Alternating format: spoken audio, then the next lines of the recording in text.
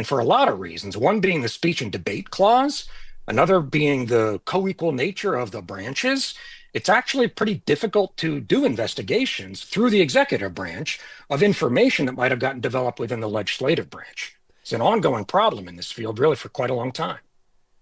So, in a situation where we actually do see insider trading investigations take place, where is it that they take place, knowing full well that the only way to actually prosecute this kind of thing is to be able to see those documents where we know minute by minute when these trades took place? Yeah, yeah. So for members of Congress and for staff, senior staff and above that are required to file these reports, the real enforcement of these requirements is done by the respective ethics committees, the Senate Ethics Committee or the House Ethics Committee. That will take time, and the details of those investigations aren't necessarily public. But that's kind of the least bad option, I think, that resolves from this question of the difficulty around doing a criminal investigation by an executive agency of people that work in the legislative branch.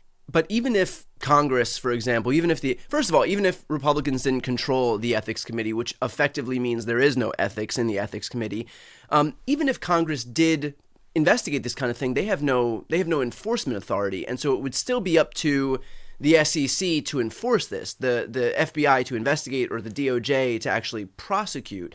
Is that correct? It is correct in terms of criminal exposure, the assessment of a civil penalty, right? All the other exposure that you have as a matter of the securities laws themselves. The ethics committees have authority over people that are in the body, so you can get fired, you can lose your job, to some extent lose your career. That's rare. Or It takes a lot. in the case of today's Republican Party, just get promoted up to attorney general or something. Like, you get a cabinet position out of this. Sure. So, I mean, just one counterpoint, though, right? I mean, the ethics committees are unique in Congress in that they really are bipartisan. There are equal numbers of Republicans and Democrats on each committee, regardless of who holds the majority in the body. And a lot of people point back to the Matt Gaetz matter as one that, despite his role in the Republican Party, despite a lot of reasons Republicans might have had strategically to want to keep him in that seat, ultimately that investigation did result in his departure from the House after years and in a very private way, right? I'm not suggesting that means it's a really satisfying result, but there's more than zero exposure to members of the House or the Senate as a matter of those ethics processes. On the executive branch side, in a criminal sense, I completely agree. You need a U.S. attorney that's willing to prosecute. You need a Securities and Exchange Commission that's willing to investigate. And I certainly remain to be convinced that that's going to be done on a really even-handed basis going forward.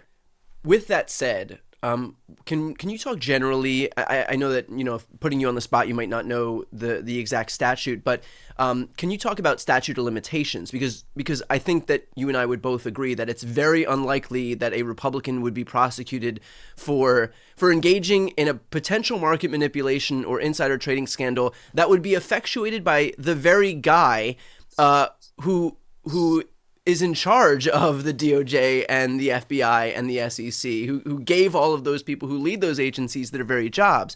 But Sure. but what is the general statute of limitations for this stuff, knowing that, okay, you might not have exposure in this administration, but you may in the next? Yeah, sure. So let me make 2 points. One, the narrow answer to your question, as a matter of civil penalties, there's a 5-year statute of limitation, which is interesting, right? Because by definition, 5 years from the day that Trump pulled the tariffs down is after the end Right. of this Trump administration.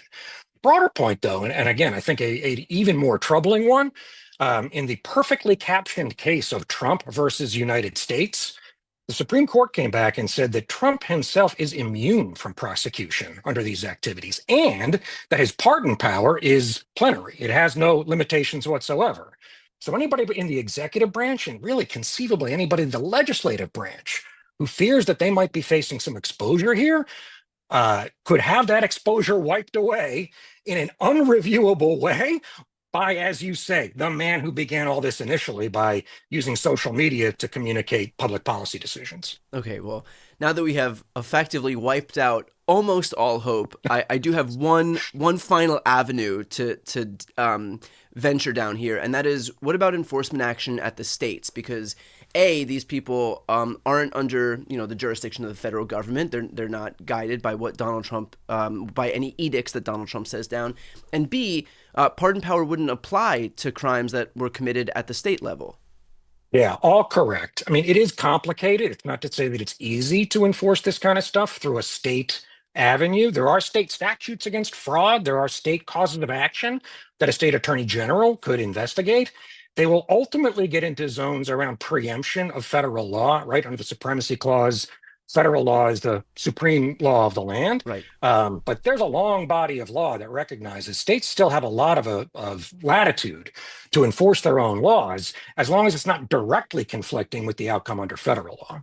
And are there statutes that are different enough that they couldn't be that the federal government couldn't come in and basically Bigfoot the states by saying no, supremacy clause applies. We're going to prosecute this, or not prosecute this. Yeah, in one word, yes. I mean, again, this question of preemption obviously is one that exists across the entirety of the policy zone, right? It's not limited to securities enforcement or anything else. And there again, there is a long body of law that explains, and it states in particular. I mean, I do have some firsthand experience with preemption of the Federal Election Campaign Act, for example. States that enforce their own campaign finance laws typically do not acknowledge preemption of federal law until the Supreme Court issues a final mandate after literally every avenue of appeal has been exhausted. So it doesn't lend itself to a narrow yes or no answer.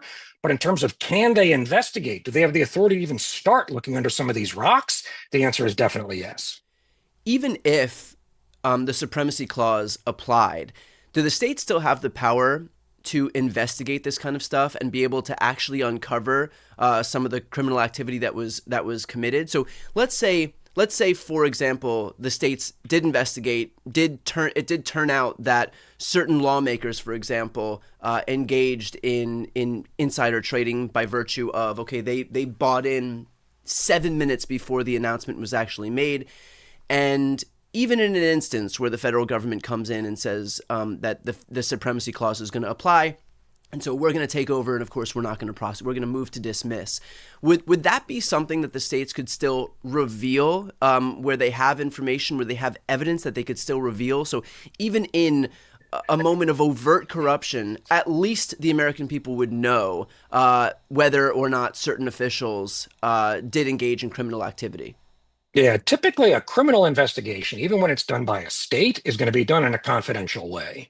And that's to respect the rights not only of the people who are going to be accused and potentially indicted, but to respect the rights of witnesses, right, counterparties, other people that might be involved in that circumstance. In terms of a process to investigate, I would not expect a state investigation like that to result directly in public information unless and until somebody is indicted. And that's the point at which they're obliged to start sharing their information in court. Is there a moment though where if we know, like, I understand that this is all a little bit unprecedented, but in a moment where it becomes clear that prosecution won't actually take place, then is there anything stopping prosecutors or investigators from releasing findings? So at least, if there's no justice in the criminal justice system, at least there's some justice in the court of public opinion. Yeah, I mean, it's interesting how you point out that it's unprecedented because that's correct. And I think it's one of the many ways in which actually Trump's brazen approach on a lot of these issues is resulting in a need to evaluate questions of first instance that are that fundamental, right? Like presidents don't instruct the Department of Justice who to investigate. Well, Donald Trump did that used to yesterday. not. Right? Exactly. Yesterday, he said, these are specific individuals that Right. I'm instructing the Department of Justice to investigate. So again, I'm not a defense lawyer, but if that were to take place and the Department of Justice starts sending out FBI agents and here's grand jury subpoenas, typically there's what's called the presumption of regularity, right? We're not going to revisit the decisions the FBI uses about how it goes about a particular investigation because it's entitled to a presumption of regularity. Well, if you're throwing out all the norms and the basis for that presumption in the first place, I think it might be inevitable that the courts start throwing out the presumption as well. So the same thing again with like the tradition, or in a lot of ways the requirements, right? I'm more familiar with the federal rules about criminal procedure, for example, right? A federal grand jury is covered by Rule 6E, which prevents that grand jury from sharing any information it develops unless it returns an indictment. It doesn't apply to witnesses. It doesn't apply to the